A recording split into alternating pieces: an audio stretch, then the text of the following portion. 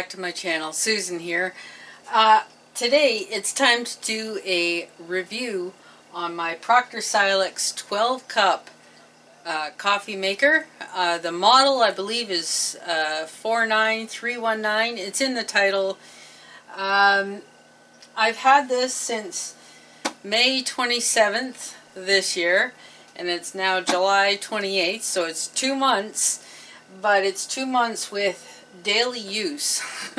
I make a pot of coffee at least per day. Some days there's more than one pot, depending on the day.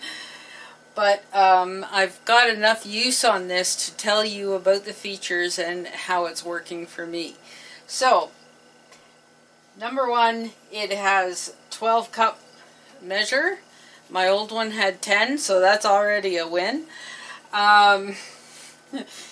The switch, the on-off switch, is down here. I find that little rocker switch really hard to get at sometimes. I had to actually move the coffee maker from the other side of my stove to this side because over there I could not even see the light on, so it could be easily forgotten. I think it would be better if they were more central so you could actually get to it and see it. Okay, speaking of which, it's almost empty, so I'm going to pour my last cup here. The last cup that I'm going to pour from an active pot. This I'll probably nuke that later. But as you can see, it does drip on the burner a little bit. I guess it's building up crud, and maybe I should clean that. But anyhow, that is the one thing. I do turn it this way so that it vents out the side. I find that is better for condensation when it's brewing, because the hot coffee is going in and the steam comes out of here, and if it's facing in, the steam will condense on the back of the surface of the coffee maker and run down into the burner and do nothing but sizzle. So I always turn it this way, and that leaves the handle easy to grab as well. Now, as far as the inside, that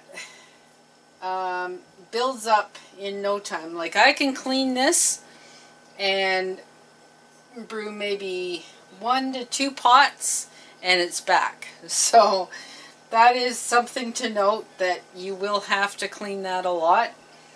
The spray head moves out of the way easily.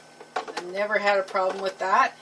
And what I do find is a good feature, there is a built-in guide here on the lid. So if you forget to spin it back,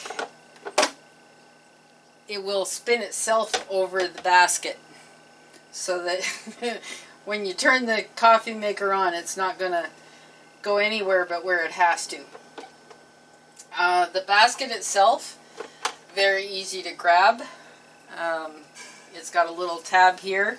You just grab that and pick it up.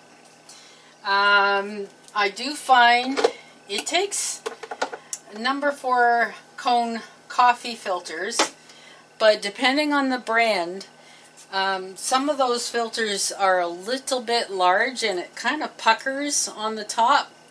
So if you can find a brand of coffee filter or use a permanent cone filter,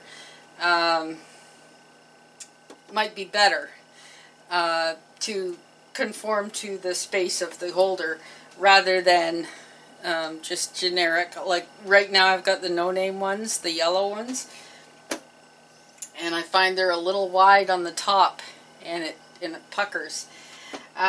This does not, however, cause anything to overflow in the basket. It's just a pet peeve of mine that it has to fit right. It does do the job, as I can show you. Okay, see, it puckers like this. It doesn't fit properly, so to me that's a little bit annoying. but I'll deal with it, okay? There is a little track in the back of this that will work with the holder and guide it into the proper placement. As for the color, white, this gets dirty quite easily, as you can see, okay? But also, because you can see it that way and that clearly, it is easy to clean. You know when it's cleaned.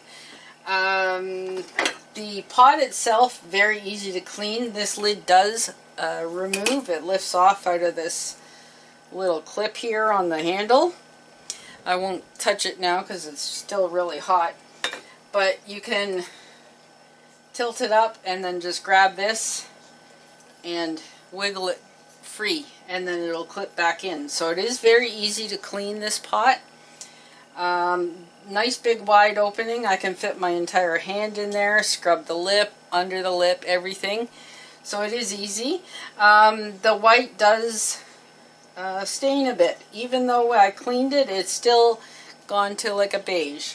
But that is cosmetic only. It doesn't affect the use of it. There is a nice open hole pattern to allow the coffee to fly into the pot from the basket when it's brewing. So there's no overflow needed or happening.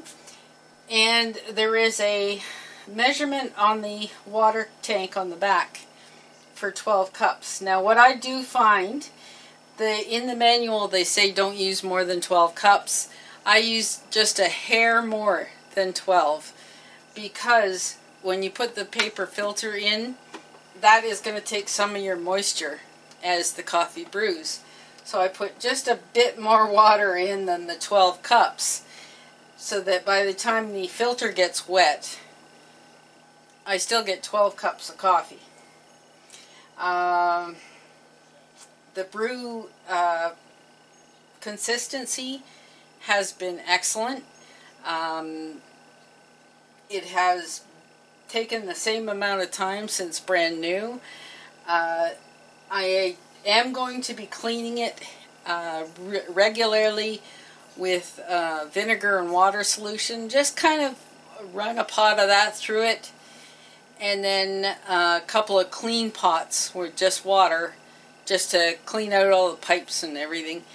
But that will help reduce any scale deposit that may be building from your water hardness. But other than that, I think for the price this went at, which I believe was around $30 or $40. I'll have to look on my original video where I probably told you what it was. For the price this was at, I think it is a really good coffee maker. It's very reliable. I've never usually had a problem with Proctor Silex products at all. So there you have it. It is working, and it's still working, and it's given me 0 issues. What would I give it for a star rating? Out of 5 stars, well, there is the problem with the filter sizes, but that's easily remedied once you find a filter that will fit properly in there. Or as I say, one of those permanent filters that you can just take out and rinse. I might look into doing that too. But otherwise, the white does stain, and when you pull the pot out, it does drip a bit onto the burner, and that's annoying. So I'm going to ding it just a little bit, and I'm going to give this 4 out of 5 stars. I'm really happy with the coffee maker. It served me well over these past 2 months, and yeah, 12 cups, better than 10. So anyway, that's my review of the Proctor Silex 12 cup coffee maker, and thanks very much for watching. If this is your first time here, please have a look around. I do a lot of videos on a lot of different topics. I'm sure there's something here that'll pique your interest. And if so, please consider subscribing. It is free to subscribe to a YouTube channel, and it helps me out a lot. And when you're subscribing, click that bell to send notifications to your email inbox every time I upload a video. I've been trying my hardest to upload once every other day. So, yeah, that is what I'm trying for. I may slip now and then, but usually I've got one every other day on all kinds of topics. So, thanks very much for watching, and we'll see you on the next one. Bye for now.